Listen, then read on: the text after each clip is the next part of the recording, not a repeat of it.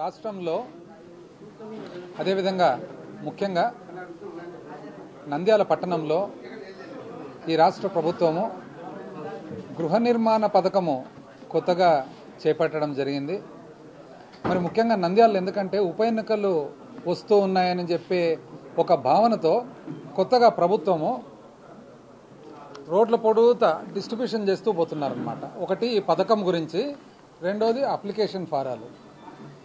ఈ తెలుగుదేశం పార్టీ వాళ్ళు ఎప్పుడు మారుతారు, ఎప్పుడు మార్చుకుంటారు ఈ పద్ధతులు అనేది పబ్లిక్ అందరూ ఆశ్చర్యంగా చూస్తూ ఉన్నారు. 3 సంవత్సరాల నుంచి రాష్ట్రంలో ఎక్కడే కానీ గృహ నిర్మాణం సరిగా చేపట్టలే. ఇంతో అంతో ఏమన్నా చేపట్టినారంటే అది కేంద్ర ప్రభుత్వం నుంచి వచ్చిన ఐఏవై నిధులు కానీ, ఇప్పుడు దాన్ని ఏదైతే పిఎంఏవై అంటున్నారో ఆ నిధులు కానీ, అది తప్ప ఇంతవరకు రాష్ట్ర ప్రభుత్వం కానీ ముఖ్యమంత్రి గారు ఇంతవరకు చెప్పడం కూడా అసలు గృహ నిర్మాణమే అవసరం లేదు, గృహ నిర్మాణం అంటే చేపడితే దాంట్లో అవినీతి ఉంటుంది అనే ఒక భావనతో మాట్లాడాడు తప్ప ఇంతవరకు ఈ 3 సంవత్సరాలుగా ఏ ఊరికి పోయినా కూడా, ఏ పట్టణానికి పోయినా ప్రభుత్వము ఒక పద్ధతి ప్రకారం, ప్రణాళిక ప్రకారం ఒక గృహ నిర్మాణం చేపట్టింది అని చెప్పే దాఖలాలు అయితే ఎక్కడ లేవు. కానీ ఈరోజు మాత్రము నంద్యాల పట్టణంలో 13,000 ఇండ్లు కట్టబోతున్నామని చెప్పి డైలీ అడ్వర్టైజ్మెంట్, రోజు ప్రాపగాండా, రోజు హంగామా. 1 సంవత్సరం కింద సేమ్ ఇదే హంగామానే కర్నూలు పట్టణంలో కూడా. ఎందుకంటే మున్సిపల్ కార్పొరేషన్ ఎన్నికలు వస్తున్నాయని చెప్పి ఇప్పుడు ఆడ మర్చిపోయినట్టున్నారు కర్నూలును. ఇప్పుడు కొత్తగా మొదలుపెట్టినారు నంద్యాలలో. ఏందయ్యా వీళ్ళు ఇంతగానం చెప్తా ఉండారని చెప్పి ఒకసారి మేము కూడా పరిశీలించినాం అనమాట. పరిశీలిస్తే వాళ్ళు చెప్పేది 3 రకాల ఇండ్లంట. ఒకటి 300 చదరపడుగులు, ఒకటి 365 చదరపడుగులు, ఒకటి 430 చదరపడుగులు. 300 చదరపడుగులేమో దాని పూర్తి విలువ 6,60,000 రూపాయలంట. ఆ 6,60,000 రూపాయలకు గాను 3 లక్షల రూపాయలు సబ్సిడీ రూపంలో ప్రభుత్వం, కేంద్ర ప్రభుత్వం 1,50,000, రాష్ట్ర ప్రభుత్వం 1,50,000, మిగతా 3,60,000 మాత్రము ఎవరైతే లబ్ధిదారుడు ఉంటాడో లబ్ధిదారునికి బ్యాంకు రుణం కల్పిస్తారంట. అది లబ్ధిదారుడు బ్యాంకు రుణం కడుతూ పోవాలంట. అదేవిధంగా 365 చదరపడుగుల ఇంటికేమో 4,30,000 బ్యాంకు రుణం ఇప్పిస్తారంట. 3 లక్షల రూపాయలు ఇంతకు ముందు మాదిరిగా సబ్సిడీ ఇస్తారంట. 430 అడుగుల దానికేమో 4,93,000 అంటే ఇంచుమించు 5 లక్షల రూపాయలు బ్యాంకు రుణం ఇప్పిస్తారంట. 3 లక్షల రూపాయలు సబ్సిడీ అంట. అంటే 430 చదరపడుగుల ఇంటికి, అపార్ట్మెంటుకు, ఇండ్లు కూడా కాదు అపార్ట్మెంటుకు దాదాపు 9 లక్షల రూపాయలు, 8 లక్షల రూపాయలు ఖర్చు అవుతుందని చెప్తూ ఉన్నారు. మేము లెక్కేస్తే ఏందయ్యా ఈ ఖర్చు అని చెప్పి చూస్తే, ఒక ఉదాహరణకు మొట్టమొదటిది, ఒకవేళ ఒక లబ్ధిదారుడు 300 చదరపడుగుల ఇండ్లు తీసుకున్నాడని అనుకుందాం. అంటే ఆయనకు ప్రభుత్వం ఇచ్చేది 3 లక్షల రూపాయలు సబ్సిడీ రూపంలో, 3,60,000 రూపాయలు బ్యాంకు నుంచి అప్పు ఇప్పిస్తారంట. దాన్ని లెక్కేస్తే 300 చదరపడుగులు అనేటప్పటికీ మనము విస్తీర్ణం లెక్కేసినట్లయితే పొడుగు వెడల్పులతో పాటు ఇంచుమించు 3/4 సెంటే వస్తుండేది. 3/4 సెంటు మాత్రమే. ఆ 3/4 సెంటులో భూమి ప్లస్ 3 అంతస్తులు అంటే 4 అంతస్తులు. అంటే లబ్ధిదారుడు రేపు పొద్దున ఎప్పుడన్నా కానీ ఒకవేళ ఆ 4 అంతస్తుల వాళ్ళతో పంచుకుంటే ఆయన చేతికి వచ్చేది ఎంత అంటే పావుల సెంటు కూడా రాదన్నమాట. భూమి రూపంలో పావుల సెంటు కూడా లబ్ధిదారునికి అయితే చేతికి రాదు. కానీ లబ్ధిదారుడు ఎంత ఖర్చు పెడుతున్నాడు? 3,60,000 రూపాయలు బ్యాంకు అప్పు తీసుకుంటున్నాడు.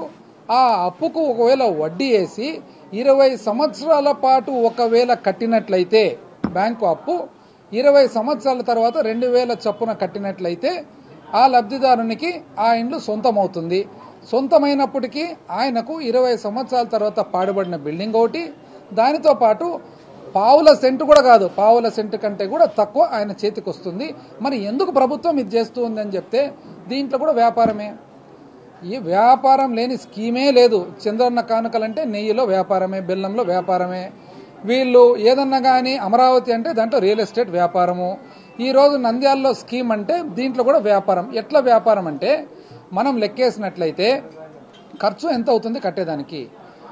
300 చదరపడుగుల ఒకవేళ బిల్డింగ్ కట్టాలంటే కట్టేదానికి సిమెంట్ అనుకోండి, స్టీల్ అనుకోండి, కంకర్ అనుకోండి, లేబర్ అనుకోండి, చుట్టుపక్కల ఉండే వసతులు అనుకోండి, అన్ని లెక్కేసినా కూడా 1,000 రూపాయలు అడుక్కు బ్రహ్మాండంగా కట్టేవాళ్ళు ఉన్నారనమాట. బ్రహ్మాండంగా కట్టేవాళ్ళు 1,000 రూపాయలు అడిగాయా? నీ పావుల సెంటు కంటే తక్కువ ఉండే భూమి విలువ ఎక్కడ కడుతుండేది వీళ్ళు? అయ్యలూరు మెట్ట దగ్గర. అయ్యలూరు మెట్ట దగ్గర మనం లెక్కేసినట్లయితే సెంటు 50,000 రూపాయలు వేసుకోవచ్చు. సెంటు 50,000 రూపాయల్లో 4 భాగాలు లెక్కేస్తే 12,500 రూపాయలు భూమి విలువ అవుతుంది. అంటే లబ్ధిదారునికి 12,500 రూపాయలు భూమి విలువ అవుతుంది. అంతా కలిసినా కూడా 3 లక్షల రూపాయలకు లబ్ధిదారునికి ప్రభుత్వం ఇవ్వబోయేదేమో తయారవుతుంది. అంటే అర్థమేమి, ప్రభుత్వం ఇచ్చే సబ్సిడీ రూపానికి బిల్డింగ్ తయారవుతుంది. కానీ 3,60,000 రూపాయలు ఏదైతే లబ్ధిదారుడు బ్యాంకు రుణం తీసుకొని కడుతున్నాడో అది ఎక్కడికి పోతుంది? అదంతా కాంట్రాక్టర్కు పోతుంది. కాంట్రాక్టర్ ఎవరు? కాంట్రాక్టర్ ప్రభుత్వం అల్లారు ముద్దుగా చూసుకొని బ్రహ్మాండంగా ఇంతవరకు వెలగపూడిలో కట్టిన బిల్డింగులు, మరి అటువంటి కాంట్రాక్టర్లంతా రింగ్ చేసుకొని ఆ రింగ్ వాళ్ళకి ఇవ్వబోతున్నారు. ఎందుకు ఈ రింగ్ వాళ్ళకి ఇవ్వబోతున్నారు? మామూలు కట్టడం అయితే, ఇటుక రాయితో కట్టడం అయితే మొత్తం 100 మంది కాంట్రాక్టర్లు వస్తారు, నేను వేలంపాట్ల పాడతా, నేను పాడతా అని చెప్పి. అది మనకు నచ్చదు కదా.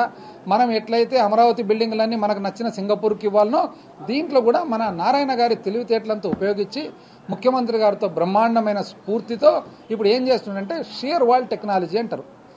ఏమి షియర్ వాల్ టెక్నాలజీ అంటే ప్రీ ఫ్యాబ్రికేటెడ్, ముందరనే తయారు చేసిన కాంక్రీట్ బిల్లలు తెచ్చి కూర్చోబెట్టి తయారు చేస్తారంట. ఈ ముందరనే తయారు చేసిన మనకు కావాల్సిన ఇటుకలు ఉన్నాయి. ఏలూరులో మంచి ఇసుక దొరుకుతుంది. మీరే చెప్తున్నారు ఫ్రీగా ఇస్తున్నాం ఇసుక అని చెప్పి. సిమెంట్ రోడ్డు తగ్గిస్తున్నామని చెప్పి మీరే చెప్తున్నారు. స్టీల్ రేట్ తగ్గిందని మీరే చెప్తున్నారు. అయినా మీరు ఇటుక వద్దు, సిమెంట్ వద్దు, ఏదొద్దు, మేము కాంక్రీట్ ముందరనే పోసిన ఇటుకలను తెచ్చి కడతామంటున్నారు స్లాబులు. ఎందుకు ఇది అని అంటే, ఈ షియర్ వాల్ టెక్నాలజీ అనేది ఎవరు వాడతారు? కొన్ని దేశాలలో ఎక్కడైతే ఇటుక దొరకదో, ఎక్కడైతే రాయి దొరకదో, ఎక్కడైతే ఇసుక దొరకదో, ఎక్కడైతే లేబరు చాలా పిరమైన విషయం ఉంటుందో అట్లాంటి చోట్ల మాత్రమే షియర్ వాల్ వాడతారనమాట. ఆ షియర్ వాల్ వాడిన తర్వాత దానివల్ల లాభం ఏమి? ఒకటి, తొందరగా అవుతుంది. రెండవది వచ్చేసి అది కేవలము 4 ఇంచులు 5 ఇంచులు మాత్రమే ఉంటుంది కాబట్టి మనకు గోడ మందం ఏదైతే మిగులుతుందో అది మిగులుతుంది. కానీ మనం ఒకటి గుర్తుపెట్టుకోవాలి, మనం ఎక్కడనో రష్యాలో, ఇంగ్లాండ్లో కాదు బ్రతుకుతుండేది. మనం బ్రతుకుతుండేది ఆంధ్ర రాష్ట్రంలో. ఆంధ్ర రాష్ట్రంలో వేసవి కాలంలో మామూలు ఇటుక గోడల మధ్యలోనే ఎండ తట్టుకోలేము. ఈరోజు మీరు 4 ఇంచుల కాంక్రీట్ పోతపోసిన స్లాబులు తెచ్చి పెట్టి కట్టినారంటే రేపు పొద్దున ఎయిర్ కండిషన్ లేనిది ఎవరు ఇంట్లోకి అడుగు పెట్టే పరిస్థితి కూడా ఉండదు. కానీ మీరు షియర్ వాల్ టెక్నాలజీ అంటున్నారు. ఎందుకు షియర్ వాల్ టెక్నాలజీ అంటే, షియర్ వాల్ టెక్నాలజీ ద్వారా మీరేం చేస్తున్నారు? ప్రభుత్వము 1000 రూపాయలకు ఏదైతే మొత్తము పూర్తవుతుందో కట్టే విలువ, దాన్ని మీరు 2000 రూపాయలకు మారుస్తున్నారు. కొంచెం శాంతికి నోబెల్ ప్రైజ్ పెట్టినాం కానీ షటిల్ బ్యాడ్మింటన్ నోబెల్ ప్రైజ్ అనేది ఎవరో ఆంధ్ర రాష్ట్రంలో ఎవరో ఇస్తూ ఉంటారంట. ఇది మాకు తెలియదని వాళ్ళు భయపడుతూ ఉంటే మా భయం ఏమంటే, స్వామి నువ్వేమో నోబెల్ ప్రైజ్ ఇస్తా అని చెప్తుండవు, మీ జన్మభూమి కమిటీ మెంబర్లు అప్పుడే మొదలు పెట్టింటారు పైరవీల కోసం, మళ్ళీ అది కూడా మేము ఇప్పిస్తాం మాకేమన్నా ఇస్తారని చెప్పి. ఎందుకంటే ఈ అడకదినే బ్యాచ్ ఏదైతే ఉందో వీళ్ళు ప్రతి ఒక్క దాంతో పాటు ఇప్పుడు నోబెల్ ప్రైజ్ అని చెప్పి కూడా బయట పెడతారని చెప్పి మేము భయంగా చూస్తూ ఉన్నాం. వాస్తవం ఏమంటే, చరిత్ర చూసినట్లయితే ఆంధ్ర రాష్ట్రంలో భారతదేశ చరిత్రలోనే ఎప్పుడు జరగనటువంటి విధంగా రాజశేఖర రెడ్డి గారు ముఖ్యమంత్రిగా ఉన్నప్పుడు 47 లక్షల ఇండ్లు మొదలు పెట్టడం జరిగింది. 47 లక్షల ఇండ్లలో చాలా వరకు పూర్తయినాయి. 47-50 లక్షల ఇండ్లు జరిగేటప్పుడు 1-6 పొరపాటు జరిగితే ఆ పొరపాటును మీరు ఉద్దేశించి అసలు ఎవరికి కూడా పేదవారికి ఇండ్లు రాకుండా మీరు 3 సంవత్సరాలు కాపాడిన మాట వాస్తవమా కాదని చెప్పి ఈరోజు వైఎస్ఆర్ కాంగ్రెస్ పార్టీ అడుగుతూ ఉన్నాము. మనం కరెక్ట్గా ఫ్యాక్ట్స్ అండ్ ఫిగర్స్ నిజ నిజాలుగిన మనం చూసినట్లయితే, నిర్ధారణ చేసినట్లయితే, ఈరోజు మీరు 3 సంవత్సరాలు అయింది మీరు ప్రభుత్వం ఏర్పాటు చేసి, ఏమండి మీరు ఇంతవరకు చేసిన హౌసింగ్ ప్రగతి ఏమనంటే, మీరు కేవలం 2014-15లో కేంద్ర ప్రభుత్వం నుంచి వచ్చిన ఇందిరా ఆవాస్ యోజన 76,000 ఇండ్లు మాత్రమే మీరు గ్రౌండ్ చేశారు. అది పూర్తిగా కేంద్ర ప్రభుత్వం నుంచి వచ్చిన సహాయము. అది 1,05,000 రూపాయలు ఎస్టీలకు, 1,00,000 రూపాయలు ఎస్సీలకు, మరి ఓసీలు అదర్ కాస్ట్ అందరికి కూడా 70,000 రూపాయలు చొప్పున. 2015-16లో 64,000 ఇండ్లు మాత్రమే ఈ రాష్ట్రంలో కట్టడం జరిగింది. అది కూడా ఎవరికి? అది కూడా కేంద్ర ప్రభుత్వం ఇచ్చిన IAY నిధులు మాత్రమే. 2016-17 చూసినట్లయితే 70,000 యూనిట్లు IAY మార్చి ప్రధానమంత్రి ఆవాస్ యోజన అనే స్కీమ్లో కట్టడం జరిగింది. 1,05,000, 1,00,000 రూపాయలు 70,000 నుంచి 2,00,000 రూపాయలు యూనిట్ ధరకు పెంచడం జరిగింది. మీరు 2016-17లో మేము కట్టిస్తాం ఇండ్లని చెప్పి 2 లక్షల ఇండ్లు మరి గ్రామీణ ప్రాంతంలో కట్టిస్తాము, దాంట్లో 1,50,000 రూపాయలు సబ్సిడీ ఇస్తాము, కానీ మరి అర్బన్ ఏరియాలో ఏదైతే ఉందో పట్టణ ప్రాంతాల్లో 3,50,000 రూపాయలు మీరు యూనిట్ ధర చేసి 2,50,000 రూపాయలు కేంద్ర ప్రభుత్వం కానీ రాష్ట్ర ప్రభుత్వం సబ్సిడీ తీసేయంగా 90,000 రూపాయలు లోన్ ఇప్పిస్తామని చెప్పారు తప్ప ఇంతవరకు గ్రౌండ్ సరిగ్గా ఎక్కడ కాలేదు. 47 లక్షల ఇండ్లకు గాను బిఎల్ లెవెల్ బేస్మెంట్ కట్టుకున్న వాళ్ళు రూఫ్ కట్టుకున్న స్థాయికి వచ్చిన వాళ్ళది ఇంతవరకు కూడా 3 సంవత్సరాల్లో అన్ని పెండింగ్ ఉన్నాయి.